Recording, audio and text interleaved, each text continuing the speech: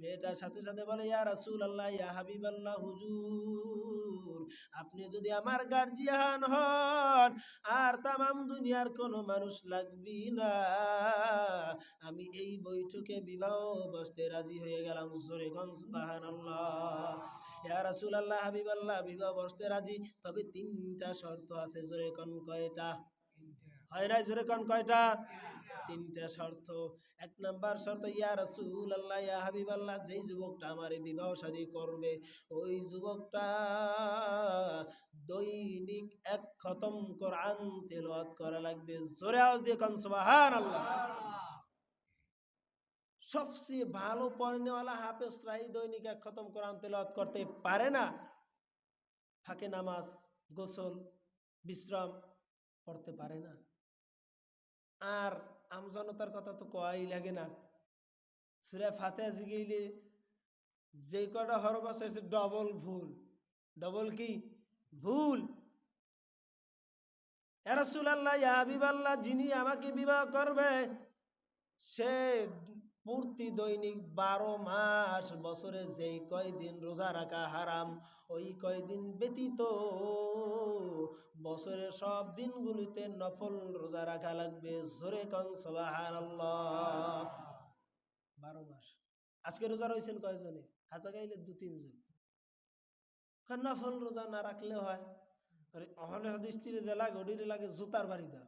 খালি খালি এটা লাগে না, ওটা লাগে না, এটা বেদাত, ওটা বেদাত, আর দাঁতই নেই মনে হয়, সব বেদাত দেয়। আসলে কি ওই কালা চশমায় জমিনটা দেখে যে কালো, আসমান দেখে কালো, কালো চশমা দিয়ে কয়, এই তোরা কোথায় যাও? ওদিকে যাই। কোদিক যাইস না, দেখো না মেঘ করছে বৃষ্টি। আর একজনের লাল চশমা দিয়ে কয়, সারা দুনিয়া আগুন ধরিয়ে গেছে। এটা কি ওনার সচককে দেখে না পাগল হয়েছে দেখে বলে? পাগল হয়ে গেছে, মাথায় সমস্যা, চশমা দিছে। এনে যে আহলে খবিস নামের আহলে দালাল, এগুলো সব ইহুদি খ্রিস্টানদের দালাল। ইহুদি খ্রিস্টানরা চিন্তা করে মোমেন মুসলমান যদি সব এক থাকে আর ঠিক মতন যদি নামাজ পড়ে সব সময়। শোনেন, আমরা ইসলামী সংগঠনের লোক, আমরা তো জানি মাঝে মধ্যে নারায়ে তাকবীরের স্লোগান দিই, হাজার হাজার মানুষ কারিয়ে যায় এক এক সময়। হেরা একটা স্লোগান দেয়, তাদের দলের নেতা ওই গাঞ্জাখোরের আওয়াজ যায় না। আর আমরা 4-5 জন 10 জন যদি এক জায়গায় আর যদি কই নারায়ে তাকবীর, সবাইকে আল্লাহু আকবার, বোঝা যায় আসমান জমিন কাঁপে ওঠে। কারণ কি? কারণ এটা হলো ইমানি শক্তি। এটা কি শক্তি? ইমানি শক্তি। আল্লাহ রাসূল সাল্লাল্লাহু আলাইহি সাল্লাম বলছে যে শেষ জামানায় আমার উম্মতদের একটা অস্ত্র থাকবে, সেই অস্ত্রটা হয়েছে নারায়ে তাকবীর, আল্লাহু আকবার। এই নারায়ে তাকবীরের স্লোগান যদি পাহাড়ের উপরে রাখে, এই অস্ত্রটা পাহাড়কে যদি দিয়ে দেয় তাহলে পাহাড়টা দ্বিখণ্ডিত হয়ে যাবে। জোরে কোন সুবহানাল্লাহ। এজন্য নারায়ে তাকবীর স্লোগান হইলে মুসলমান মোমেনদের জন্য 1 নাম্বার হাতিয়ার। জোরে কোন আল্লাহু আকবার। হয় না, ইমান শক্ত হয় নাই। নারায়ে তাকবীর। মোটামুটি হইলো ওয়ালটা তো গরম হয়েছে, কথা বোঝেন নাই? শোনেন, আল্লাহ রাসূল কইছে, এটা তার আমার জবানের কথা না, এটা সত্য, 100-তে 100। বিশ্বাস করার নাম ইমান দাঁড়িয়ে, আর বিশ্বাস না করলে সে বিনা দলিলে বেঈমান কাফের। তো আল্লাহ রাসূল বলছে যে আল্লাহু আকবারের স্লোগান যারা দিবে তারা মোমেন, আর মোমেনদের স্লোগানে সব বেঈমানরা পালাইতে বাধ্য হবে। জোরে কোন সুবহানাল্লাহ। তো যে কথা বলতেছিলাম, ওই মেয়েটা বলে, ইয়া রাসূলুল্লাহ, ইয়া হাবিবাল্লাহ, যেই যুবকটা আমাকে বিবাহ করবে 3 নাম্বার শর্ত, ওই যুবকটা সারা রাত দাঁড়াইয়া দাঁড়াইয়া নফল নামাজ পড়া লাগবে। জোরে কোন সুবহানাল্লাহ। সারাদিন কোরআন তেলাওয়াত করবে, আবার সারাদিন রোজা রাখবে, আবার সারা রাত দাঁড়াইয়া দাঁড়াইয়া নফল নামাজ পড়বে।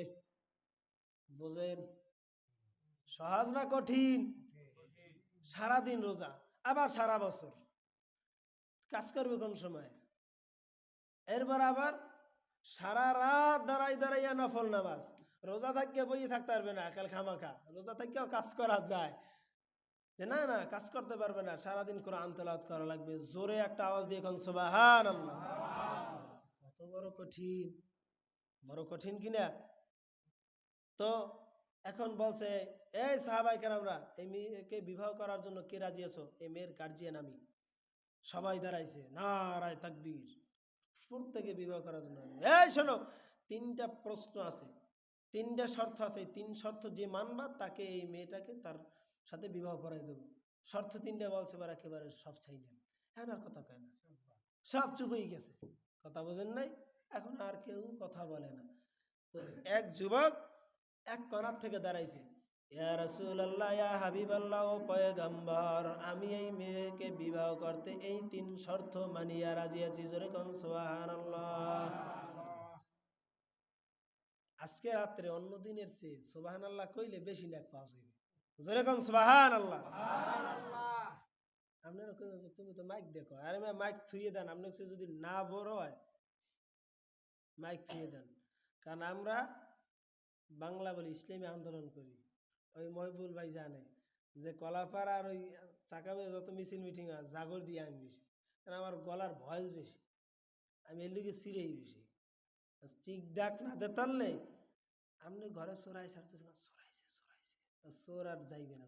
ওরা কথা কয় আসতে তবে অগো কলিজায় জোর নাই, যদি উঠতে বইয়েই বয় আর একটা ধমক দেবো, এই তেমনি হয়ে যাবে, আমরা সব নিয়ে যাবো। আর যদি কানে চোরাইছে ওঠো না, তখন চোর পরিয়ে দৌড়, আর থাকবে না। সুবহানাল্লাহ সুবহানাল্লাহ সুবহানাল্লাহ, শয়তান ফলাইবে, জোরে জোরে কওয়া লাগবে। তো যুবক বলে, ইয়া রাসূলুল্লাহ, হাবিবাল্লাহ, আমি 3 শর্ত মানিয়া বিবাহ করতে রাজি। জোরে কোন সুবহানাল্লাহ।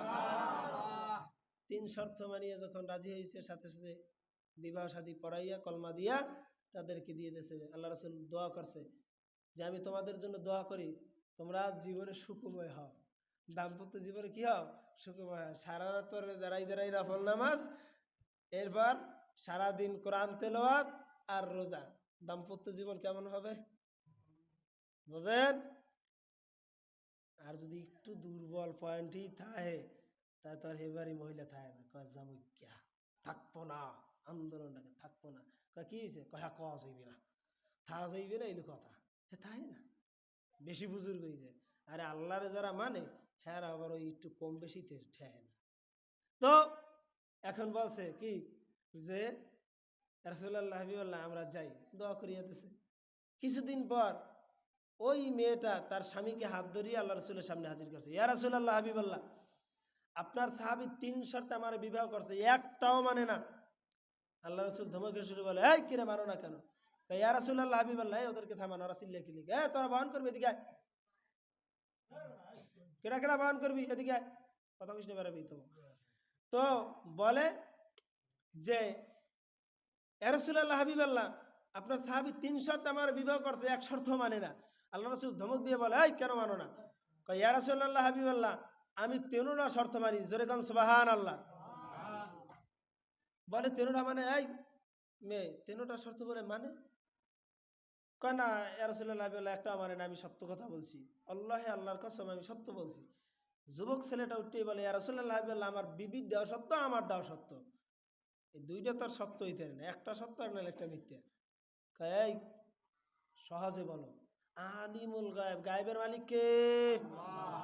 যারা নবীরে গায়েব জানে, হাজির জানে, কয় নবী হাজির হয়। নবী কি হয়? হাজির হয়। নাউযুবিল্লাহি মিন যালিক। নবীরে আল্লাহ যেটা জানাইছে সেটা নবী জানছে, নবীরে যেটা আল্লাহ জানায় নাই সেটা জানেন নাই। যদি জানতো তাহলে তো সাথে সাথেই বললে তো, না আমার সাহাবী সত্য বলছে, বলতো কি না? বলতো। তো এরপর বলতেছেন ওই যুবকটায় যে ইয়া রাসূলুল্লাহ, হাবিবাল্লাহ, আমার বিবিরটাও সত্য, আমারটাও সত্য, এদিক তাকান, আমারটাও সত্য, আমার বিবিরটাও সত্য। আল্লাহ রাসূল ধমকে শুরু বলে, এই কি বলো, তোরটা সত্য, তোর বিবিরটা সত্য, সত্য করছো না কোনটা বল? বলে, ইয়া রাসূলুল্লাহ, হাবিবাল্লাহ, আপনার জবানের কথা কত পার্সেন্ট সত্য? কথা কয় না, কত পার্সেন্ট? হয় নাই, কত পার্সেন্ট? 100% সত্য আল্লাহ রসুলের কথা।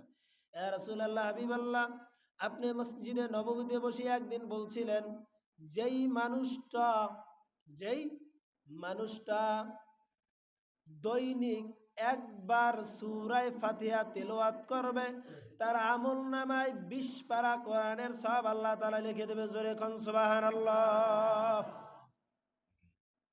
ইয়া রাসূলুল্লাহ, ইয়া হাবিবাল্লাহ, আপনি বলেছেন যেই ব্যক্তিটা সূরা ইখলাস একবার পাঠ করবে তার আমলনামায় 10 পারা কোরআনের সব লিখে দেওয়া হবে। জোরে কোন সুবহানাল্লাহ। ইয়া রাসূলুল্লাহ, ইয়া হাবিবাল্লাহ, ও নবী, আপনি বলেছেন যেই মানুষটা সূরা ইয়াসিন একবার তেলাওয়াত করবে তার আমলনামায় 10 খতম কোরআনের সব লিখে দেওয়া হবে। জোরে কোন সুবহানাল্লাহ। ইয়া রাসূলুল্লাহ, ইয়া হাবিবাল্লাহ, আমার বিবি বলছে এক খতম। কয় খতম? এক খতম। ইয়া রাসূলুল্লাহ, হাবিবাল্লাহ, আমি সূরা ইয়াসিন মুখস্থ পারি। ওই সূরা ইয়াসিন দৈনিক একবার পড়ি, সূরা ফাতিহা দৈনিক একবার পড়ি, সূরা ইখলাস দৈনিক 3 বার পড়ি। জোরে কোন সুবহানাল্লাহ।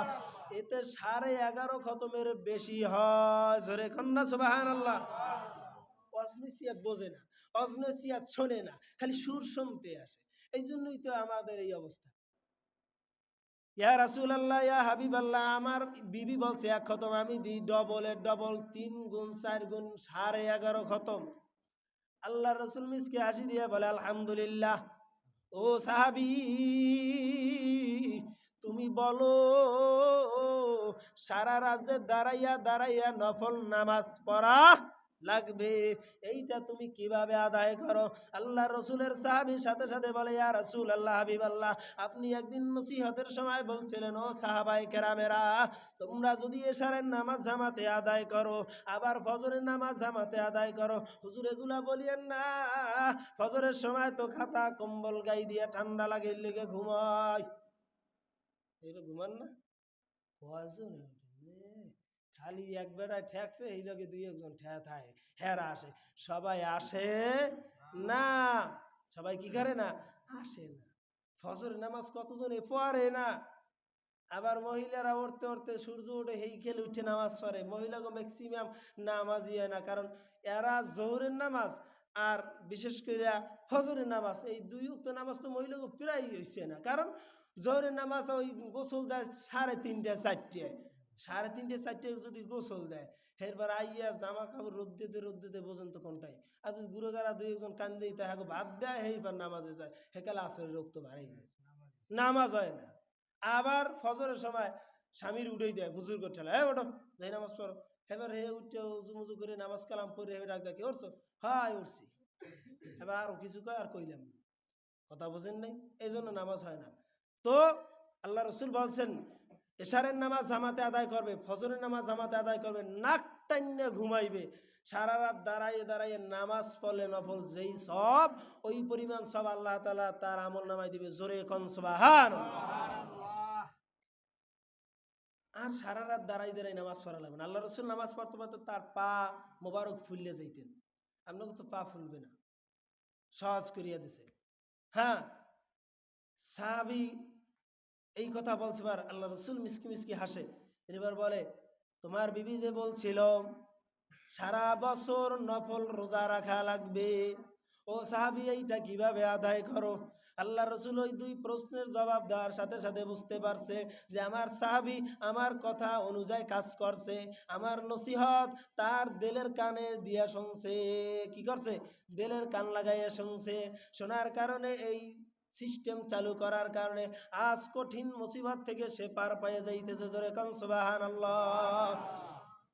ও সাহাবী বলো, তুমি সারা বছর নফল রোজা কি ধারা আদায় করো? তোমার বিবি বললে তুমি 3 বেলা খানা খাও, রোজাই রাখো না।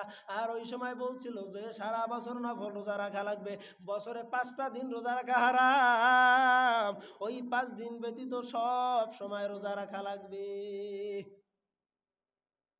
সব সময় কি করা লাগবে? রোজা রাখা লাগবে। বলো কিভাবে? ইয়া রাসূলুল্লাহ, হাবিবাল্লাহ, নসিহতের সময় আপনি বলছিলেন রমাজান মাসের পর, কি মাসের পর? রমাজান মাসের পর 6 রোজা আছে, শুনছেন না? কয় রোজা? 6 রোজা আছে। এই 6টা রোজা যিনি রাখবে, যিনি রাখবে, সারা বছর নফল রোজা রাখলে যেই পরিমাণ সব পাবে, ওই পরিমাণ সব আল্লাহ তাআলা তার আমল নামায় লিখে দিবে। জোরে কোন সুবহানাল্লাহ।